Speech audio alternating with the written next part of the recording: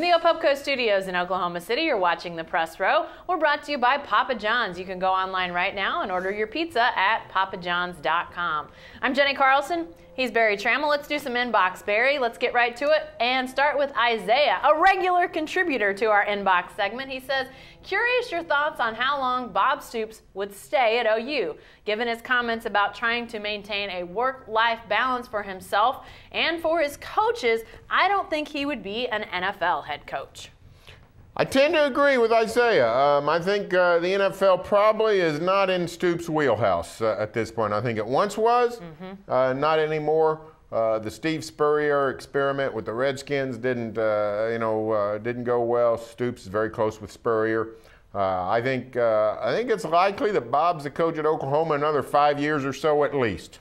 Well, I mean, I would think Bob Stoops is probably at Oklahoma until Bob Stoops decides he doesn't want to be at Oklahoma. I mean, barring something unseen, some sort of scandal, but I mean, I just can't imagine that Bob Stoops leaves Oklahoma under a cloud of scandal. So you got to think that he's at Oklahoma as long as he wants to be at Oklahoma. Maybe at some point he says, you know what, I want to retire. I want to spend more time with family. I want to go live on the Gulf Coast where it's a little bit warmer than it is in Norman. I don't know, but I think he's at Oklahoma as long as he wants to be. And, maybe he goes after some really big coaching wins records. He's got a chance to, stay in the game for a while and do that. But he did see how coaching affects your health. His dad died during a game, had a heart attack. So he's aware of that, and I think he'll probably take that into consideration. All right, back to the inbox, and this one comes from Don. He says, hope OSU has convinced you by now with the Texas Tech dominance. Are they peaking at the right time? Well, we don't need to be convinced, Barry. Oklahoma State just needs to keep winning for crying out loud. You know what? To me, it's an excellent question. It looks like OSU might be peaking. Finally, the offense got in gear. Their best offensive performance of the year last Saturday in Lubbock. The defense has been playing pretty good all year. Yeah. So maybe they are peaking at the right time. And, we really won't find out much this week against Kansas, but the next 2 weeks, at Texas, then home against Baylor. The Cowboys have put themselves in position to contend for the Big 12 title, and so it's right there before them. We picked them to win. The media picked them to win. Personally, I picked OSU to win the Big 12.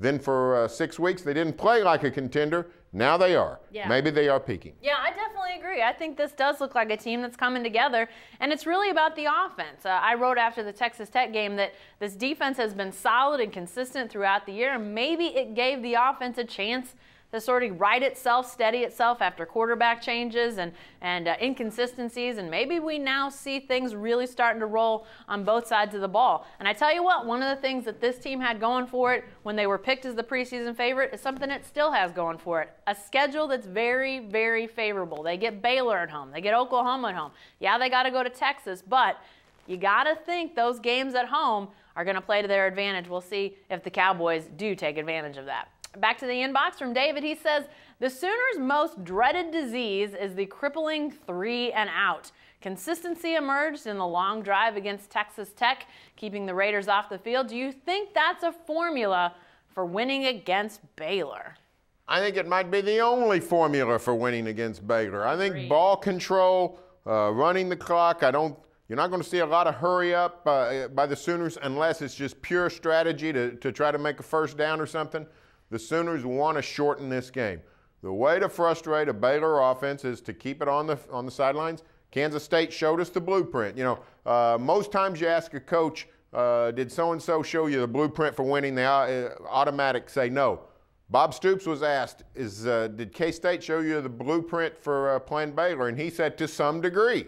So I think you will see the Sooners play ball control. Run the ball, run the clock. Try to limit Baylor possessions to 8, 9, 10 in this game rather than their accustomed 15, 16. Yeah, and we saw it against Texas Tech to some degree too. Oklahoma, their plan offensively was to really play power football and run the ball. Yeah, they threw it down the field, hit a big strike to Jalen Saunders, 76 yards. They had some big pass plays on that long drive on third down, but really their focus was to try to play power football. Now, a couple questions. One, do they play power football as well without Trey Millard? I would guess no. I mean, he's a guy that's a fantastic player. So first full game without him, that's going to be a challenge. But the second thing is, do we really know how good this Baylor defense is, Barry? They have not yet faced a really good offense. Yeah, K-State's okay, but I don't know. I think that's still to be determined. How good is this Baylor defense? And if Oklahoma can play that power run game, they might have a chance.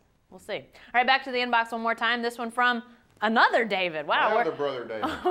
We're washing Davids. This David says, Des Bryant, Justin Blackmon. These are merely the latest in a long line of misbehavior. Is there something in the water at Stillwater that makes the OSU receivers unable to control their behavior? Well, I don't think it's in the water. You know what? I think it's in the position. If you look at the problem children of the NFL, most of the time you focus on wide receivers.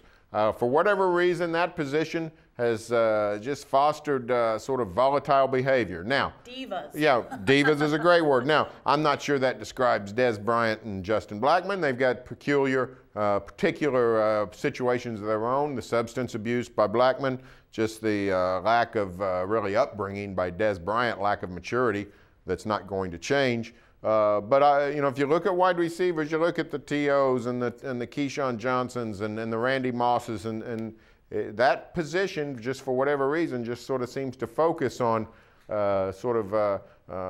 strange behavior, particularly in the manner of Des Bryant. So I don't know that it's germane to OSU. I think it's germane to the position. Yeah, and you know what? I really thought when Justin Blackmon was getting ready to head to the NFL, I thought he might do something to sort of break that cycle a little bit, if you will, with OSU receivers, because we've seen other good receivers from OSU not really be able to make it in the NFL. There's several that you can go down the list and look at. I thought Blackmon had a little bit clearer head on his shoulders, wasn't maybe as diva-like as some receivers are, but his issue to me is bigger than, you know, a diva behavior. I think he's got a real problem, and clearly checking himself into rehab shows that there's some issues there that he's going to have to get taken care of. And you hope that he does, Barry. He's still got a chance to have a long NFL career. He's still got years ahead of him. We saw when he came back from that suspension, the first those games that he was able to play before now this suspension, he was really good. So I think if he can get this under control, I think he's got a chance to continue to have a good career, but clearly he's got to get it under control.